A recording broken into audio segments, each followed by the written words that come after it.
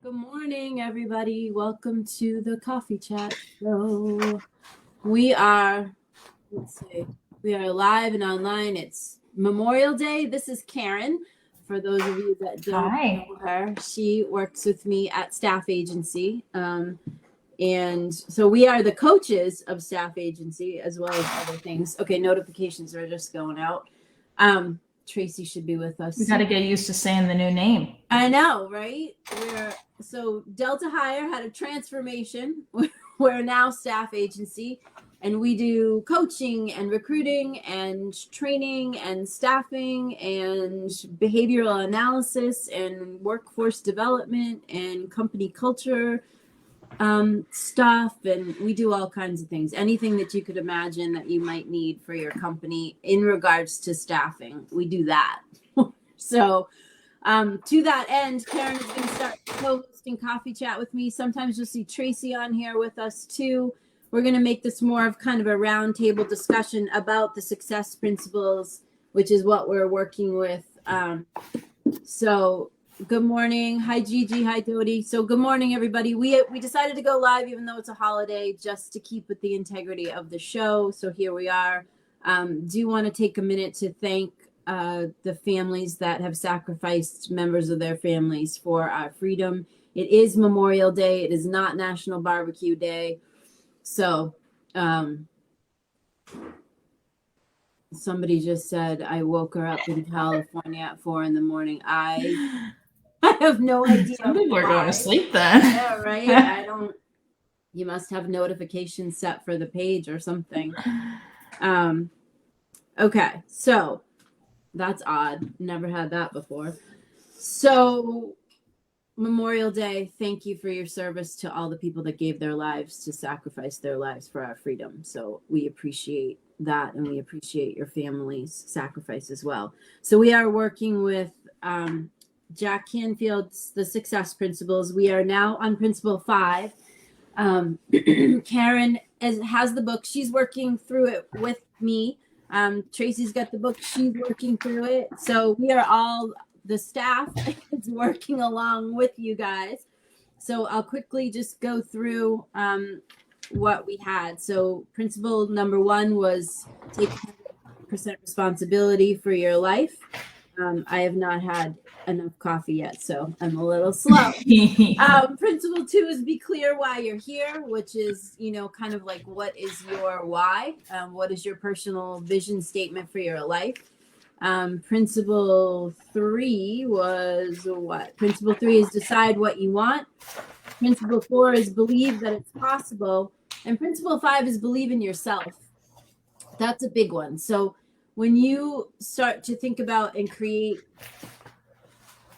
when you want to create a future, unlike your past, and yesterday morning I went live in the group for a second, in our Uplift Women group, and because I came across a quote in here, and I thought it was great because it's create your future from your future instead of creating your future from your past, which I think when we all start to think about what is our vision for our future, we think about what we know from the past, and then we create from that. So to create your future from your future really just requires an open landscape of possibility, like anything is possible. And oh, I guess there's comments that get shown live in here. Okay, so sorry guys, I'm getting used to doing this on Be Live because that's the only way we can have co-hosts. So just bear with me. I'm technologically unsound. So Karen, what are you finding as you're working through this? I know you're working through this. So a couple of things. So first, I'm finding the way that I do it is a little bit different than other books. So I'm reading it, and then going back to the exercises when I feel like I'm ready to do it. I'm not rushing to do the exercises, which I think is important because when you're rushing to do the exercises, sometimes you're doing it just to check off a box and keep it moving. So that's number 1 that I think is interesting about this book is you really want to read it and then do those exercises. Like I literally put stickies on the exercises I want to do later. But yeah, it's interesting. How did you, I know you were working on your vision state. Well, your vision. What are we calling that? Your vision. Yeah, statement. I think it's a vision statement, right? Purpose statement, I guess. The purpose of your life. How did you find that one to do? I know you came up with something that I thought was really good. Yeah, I mean, it's like the way that they do the work. It's almost like a workbook, right? Like you put these words together. It's like Mad Libs. You put all these words together, and then you make a sentence, and you're like, oh, that sentence kind of makes sense. But then I went back and forth, and I think, I mean, I'm going to be honest. For me, I think it was the second one.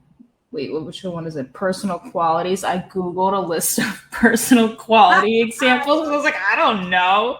Like, I didn't even really know I knew what it meant, but I didn't know all the words for it. So for me, I Googled a whole list and picked out the words. Did you find some good stuff? Yeah, I did. Because when they say examples of like enthusiasm and creativity, like I'm the type of person that will write that down. I'll be like, oh, that sounds good, but that's not really what I want. So I actually Googled a list of all the words. Right. So when you guys are thinking about that purpose statement, like where he says, well, okay, let's backtrack a second. I've been asking you guys the question, what do you want, for a long time? And that is one of those questions that you live in. It is not a question that you just answer off the cuff. Like Karen's saying, she's reading all the stuff, then she's going back to it and thinking about, the exercises in there and kind of coming in what she's coming to from reading and then doing the stuff. And so this is not, the first part of this book is not something that you're going to whip through, just FYI. So don't, like, if you're reading this book along with us and you're really trying to work with it, like in a notebook, like we suggest, you're not going to resolve this for yourself for weeks, probably. This is something that you're going to want to live in and think about.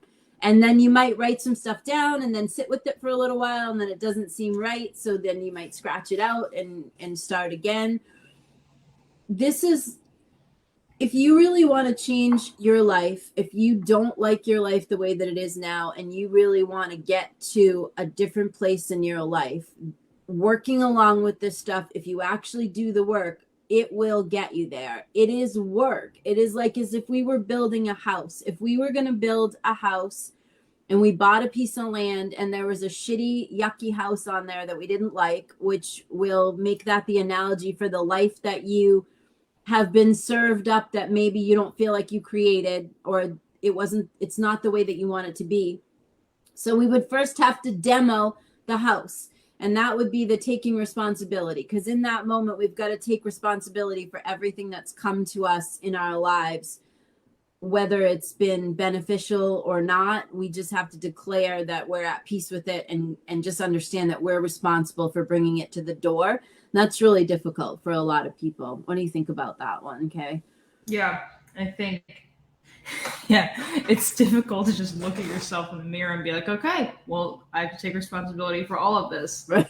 Like the first line, where there's a line on Principle 5 on the first page, it says, there's no useful payoff for blaming your parents for your current level of self-confidence. That is a big pill to swallow for a lot of people. Like, you don't have anyone to blame, but that's okay. Well, it also means like you can't blame the boyfriends, the girlfriends, the husbands, the friends, the jobs, the whatever, right? Because that's the thing. Here's the thing about the responsibility part, by the way. You can't change anything unless you can first accept that you brought it. Because of course, if you are in that mindset that someone else did it to you or someone else is doing it to you, then you have no control, right? Which means you can't control the future either. So that whole thing about accepting responsibility is to show you that you are 100% in control of how you respond to what happens and to what happened. So life throws you shit, and you are 100% responsible for how you respond to that. Because of course, when you react to it, it's just a mess, right? We talk about it all the time. It's just an emotional shit show when you're reacting to stuff and not responding. So all that being said, if we now have demoed the house, And now we're like at principle 2 called what do we want? We're like, okay, now we have a flat lot. What do we put there? I'm still struggling with principle 2. Not, I don't want to say, sorry, struggling's the wrong word. I'm still adding and taking off my list. Right. You know, the 30, 30, 30. Yeah. Yeah. I'm like, I've really kind of spent the weekend, like, I don't know exactly what I want, Yeah. but I think it's okay. You don't have to know. No, right. Make the list. This is like a question that I say, live in this question. And yeah. Here's the thing about this, everybody. This is a process. So it's like if you read through and you're at principle 5 now and you made a list, and then we get into principle 8, 9, and 10, and you're like, you know what? That's not really what I want. I want to go back there and change that. Do that. That's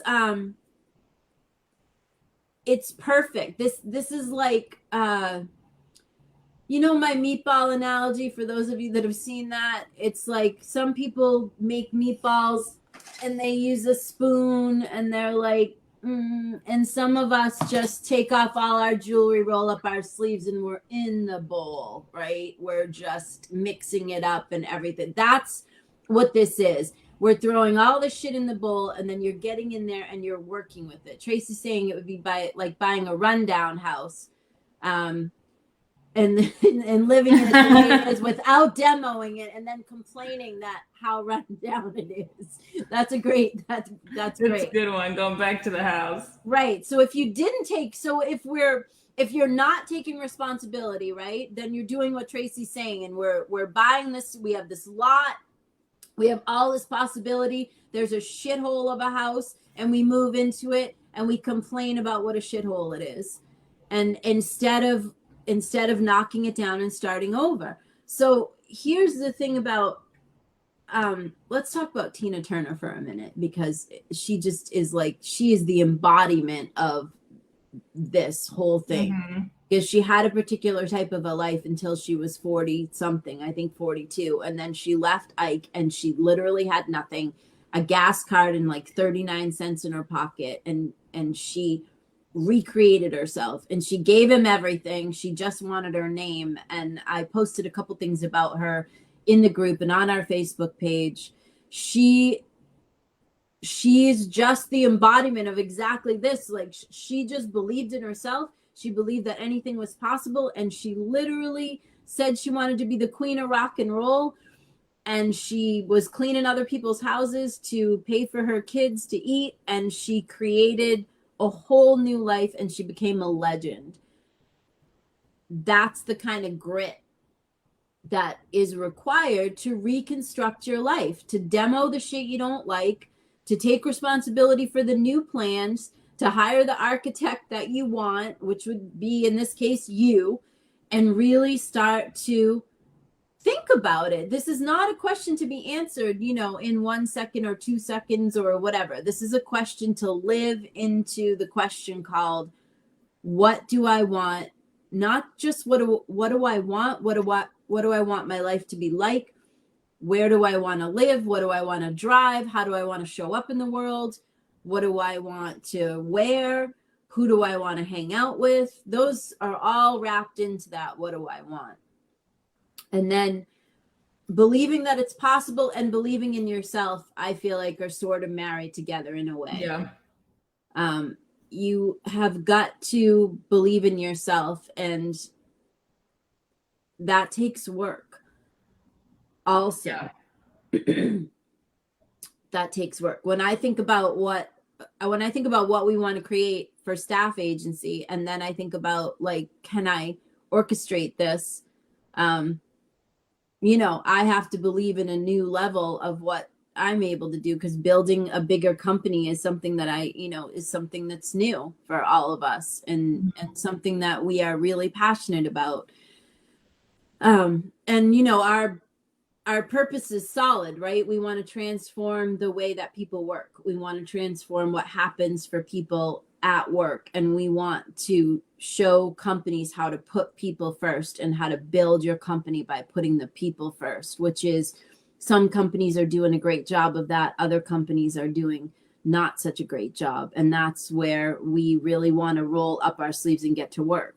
So we believe that in order for us to do that with our business, we have to be doing it with ourselves also, which is part of the reason that Karen and I are hosting this and working on all this stuff, which is probably going to take us through till the end of the year at least, because there's 65 principles in here, and it's possible we might marry a couple together as we get going. And it's okay that it takes you all year. I think it's really important to know.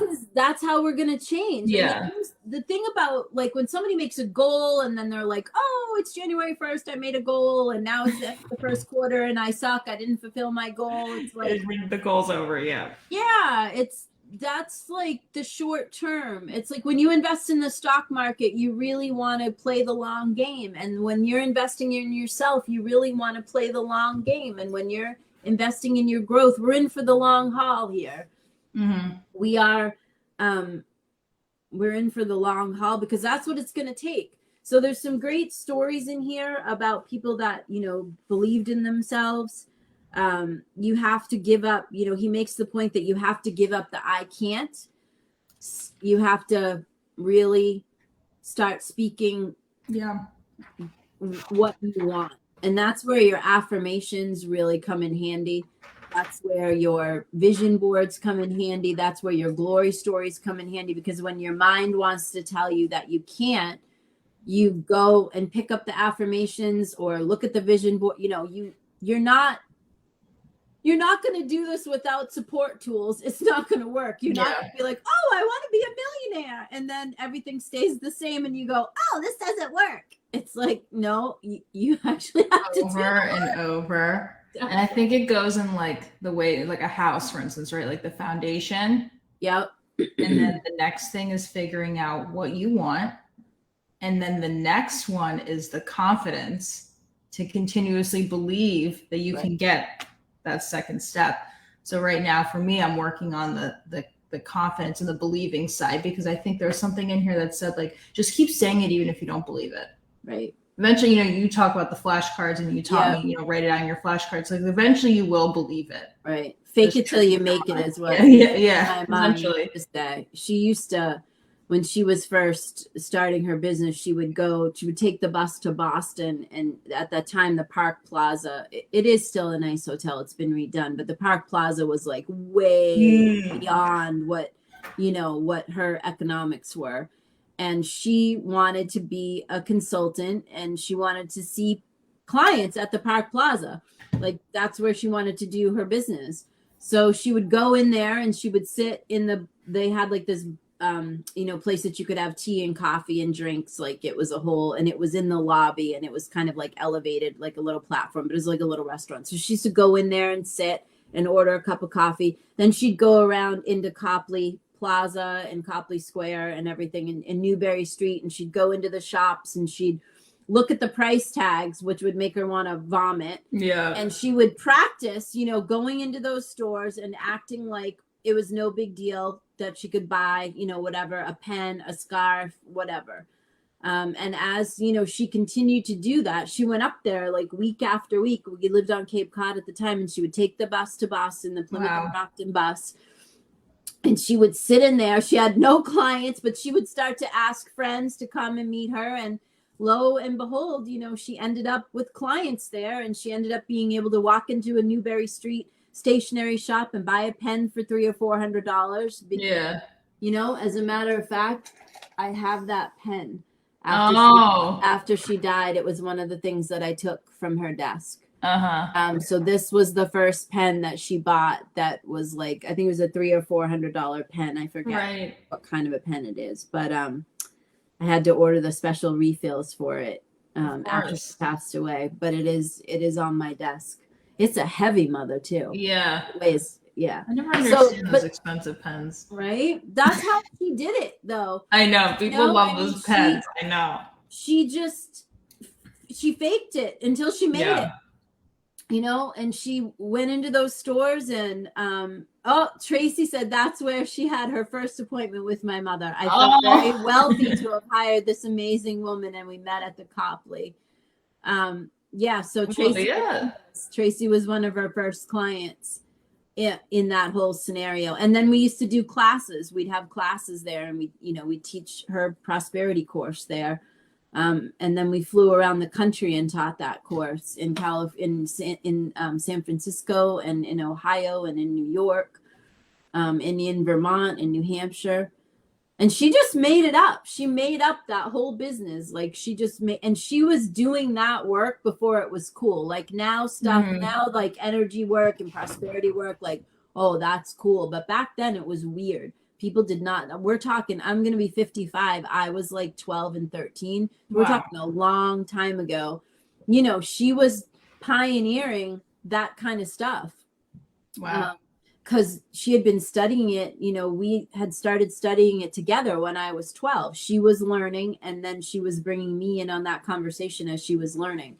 So that was the way that she started believing in herself. She was putting the time in and studying, and then she started, that's right, Tracy's reminding me she used to call it the entrepreneur workshop, was the first like kind of public class that she ever did. Then it turned into the entrepreneurs group, then the prosperity course, then the goals group. I saw someone on LinkedIn the other day that actually that they had been a member of the Boston goals group. It was an old client of hers he had been a member for 20 years. So wow. She was out there doing this work for a long time. It was all word of mouth. She never, there were no clickbaits or click funnels, or there was no social media when she started. There was none of that stuff. She was just out there making it up, and she made up a whole business and made it work for over 40 years until she passed away. So that's the thing about believing in yourself. It's never too late. Jack Canfield talks about that in his book. Tracy's saying this is just a great example of how we can just create it. She literally did. She decided how she wanted to contribute to people and what she wanted to do, and then she just made it up. And she made up that she would have clients, and then she went to Boston, and she made all that up. She had vision boards, and this is how I grew up. This is all I know how to do, which is why I'm a great person to teach this and help other people do it. What all this does is it expands your reality to see what's possible. Because as I always say, most of us are living like this. We're like, well, it's comfortable. It's easier to do that. Well, this is what we know, right? Yeah. And we're like, can't go too far there, can't go up it. No. What I'm about is crashing and cracking all of that and blowing it wide open for you guys. That's my whole thing is I want to help people create futures unlike the past, to create brighter futures for themselves, to understand that possibility exists, and for everyone to understand that you are the architect of your own life, and you have to do the work. Talk a little bit, Karen, about the work that what you're doing every day that's been helping. Yeah, this weekend particularly has been interesting because I spent, on Memorial Day, normally I used to go to the beach and like hang out with friends, but this weekend I've done this. And this weekend is finding the purpose. No, seriously, finding the purpose and then sitting with it, knowing the big thing I've learned this weekend too is I don't need to know how I'm going to get there. It'll come. That's a big thing. Huge. You know what? That's huge in all of this, because I know, for instance, what I want to see us do with staff agency. I have no idea how. No clue. I have no idea how we're going to get there. I just know that my job as the CEO and co-founder is to hold the vision. And I know I'm really good at that. I'm also really good at asking smart people to help me, which is why Karen and Josh and Maddie and Steven, which is why we have a whole team, and Brian, and we have a whole team to build this thing. So what you just said is so important, because even with Antonio's building a business right now, and he doesn't see that. I just talked to him about this yesterday at his apartment. Like, he's not sure about the how. All you have to know is where to put your foot next. What is the next thing to do? And then it's sitting, like, I meditate, but it's a different type of meditating. Like the internal feeling and the swaying. I'm still learning the swaying, like the yes and the no, it makes sense, but that's been interesting too. And like, I'll give you an example. So like, I'm single and I'm dating, right? So there's someone I was briefly talking to, and okay, is this the person I want to spend my energy with? And sitting with that, how does my body respond to this? And that's really important. And that'll get me anywhere, right? Like the way that my body is responding of knowing, do I like this? Do I not? And it's kind of like picking out and choosing almost, it's choosing your vision board, but with your energy, if that makes sense. Right. Yep. And knowing how you're responding. So Yep. that's been really important to me this weekend. Like I know, obviously we all know what our body likes and what it doesn't, but there's certain thoughts that we have to be more in tune with that I'm learning this weekend. Yeah. That's an interesting one. And the wonderful thing is we already have all the answers, right? Because if you just connect to divine energy, like we already will be given the instruction and know what to do because we are connected to the universe. Like we already are there. The problem is we fill our heads with so much bullshit. We dull that connection. People, drink and do drugs and eat shitty food and watch crappy TV. And so that just clog. Think about your car. If you put sand in the gas tank, what would happen? Yeah. You clog yourself up with all the stuff. And when you're not taking care of, because when you're taking care of yourself, you're troubling yourself to tap in and say, how am I feeling? What do I need? What is it that I require from myself? And oftentimes at this stage of the game, it's time to change things. It's time to like clear the slate in a lot of ways. And a lot of people don't want to do that because that means change. And for a lot of people, they'd rather, like you just spoke about, they'd rather stay in their comfort zone than orchestrate change because change shakes things up. But that's how it becomes different. It's like water. When water is just stagnant and there's nothing happening, that's when it becomes toxic. When water just sits and there's no filtration or there's no movement in the water, like it becomes foul and then it's something that you can't use. When water has movement and it's cycling, right? It's life-giving. Water actually brings new life, but when it just sits and it doesn't do anything and there's no energy in it, it turns and then you can't use it for anything. It becomes toxic. This is the same way that your life is. When you're not doing anything to make forward motion in your life, when you're not challenging yourself or shaking yourself up or thinking about something new or releasing something that's no longer serving you, any of those things, you become complacent and stagnant. And that's where things like illness come from and sickness and unhealthy and all of that. Because a lot of us are accepting things we don't want to accept because we don't want to pull the Band-Aid off and make the change. And then we become toxic to ourselves at that point. And that's why people don't end up with the results that they want in their life, right? Because they're stuck and they don't want to like shake it up. And this goes for, you can shake up, like right now, I just told Karen before we get on here, I want to move my office around today. I need to change something. I feel it.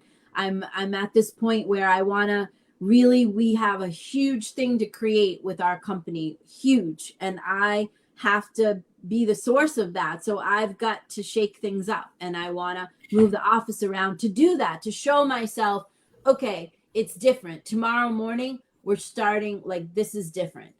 And so you can do that. That will help you to like believe in yourself and get rolling. Like you can do that. Change something, that you have around you every day. Like shake it up. Like picking one thing. Exactly. Yeah. Mine's social media. Yeah. Because on your last week, I watched, I didn't watch it in real time, I'm going to be honest. I watched it after chat. And it was like, if you're sitting around on social media and watching your shitty reality TV, guess what? Nothing's changing. Yeah. You think it's changing, because I'm working out, I'm eating right, I'm doing all these things that's different. But the social media, I wasn't doing different. Yeah. That's my newest change. I had to stop. I love, like, my grandmother and I used to read Nancy Drew. Like, I love murder mysteries. Love them. Not the hardcore stuff, but like the Brit box ones and the, the stuff that's is not really in our time, but as I've gone deeper into studying and teaching in my practice, like I can't watch them anymore because then I'm a hypocrite. Like, and I love them but I also know that my power to create my own reality has become stronger and stronger. So I'm not willing to take the risk, right? Of what I could potentially create by putting a lot of my focus on that. My point in telling you that is it's sad for me because I love them. You loved it, yeah. And there's been times where I've said to John, it's my husband commenting, you guys, by the way, it's not just some random guy who's commenting over here. He's upstairs watching us Disclaimer. live, right? I've said, do you think maybe I could just, and he's like, yeah, no. And I'm like, okay. Can't just tag one. Yeah, right. Just what about this one? It's like set way back in the 1600s. He's like, yeah, no. I'm like, all right. So the point being is that there comes a time in your orchestration and creation of your own life when you have to recognize what you no longer, can do. Like you'll shore up. He's saying he really loves Hallmark movies because that's what I'm watching now since I can't watch my other stuff. The feel-good movies. Yeah, exactly. Happy movies with happy endings. You have to change. Like Karen's saying, if you want things to change, you have to change. And if you want to create new stuff, you have to give up old stuff that no longer serves you. Yeah. And, it's discipline and it's work. And that's what it really takes to change your life, So I encourage you to get this book. He gives a lot of great examples. I love the way that he breaks all of this down. He also reminds us that what others think about us is none of our business, meaning that if you have a goal or a vision for your life and you have something that you want to do, number one, be careful who you share it with because not everyone wishes you well. If people are not doing their own inner work, if they are not on a path to personal growth, they will not support your path and they will and they may get in your way or say things to you that are derogatory. Like you don't need that kind of help. So if you just keep things to yourself, you don't have to worry about that.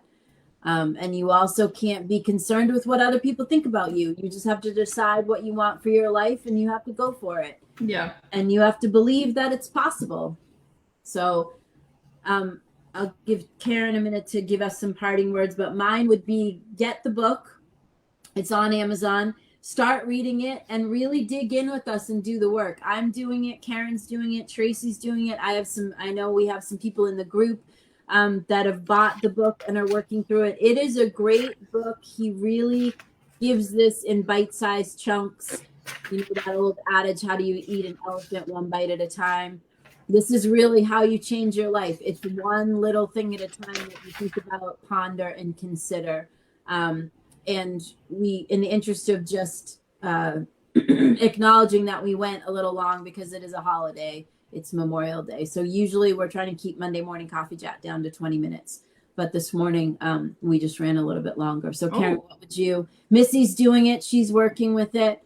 Yay. Yeah. I think Jennifer was saying, the book kind of goes in the steps of the way that your foundation is, which is, which is really helpful for me. I'm a list person. I'm a step person. So I love that. Tracy dropped in the chat there as the working coach mom. He has great resources for this book also. He has all kinds of free downloads and free stuff and free worksheets. And so he really has invested a lot of time and energy into helping people work through this. And what's great is he first launched it a long time ago, redid it in 2015. So it's been around for a long time. So we have all these resources available to us because we're working with the book that's been around for a while. And it's a great refresher. So what would you, if people were going to dig into one thing this week, Karen, what would be your recommendation? Okay. The big thing I highlighted in Principle 5 is the words you think and say actually affect your body. Oh, really being mindful of what you say or think. Yep. Being kind to yourself. That's what I would say. Okay. That's a great place. And it's, it's Memorial Day, you guys. Most of you maybe are off. And so it's a great time to just dig in and to do some work for yourself today. And to really think about digging in.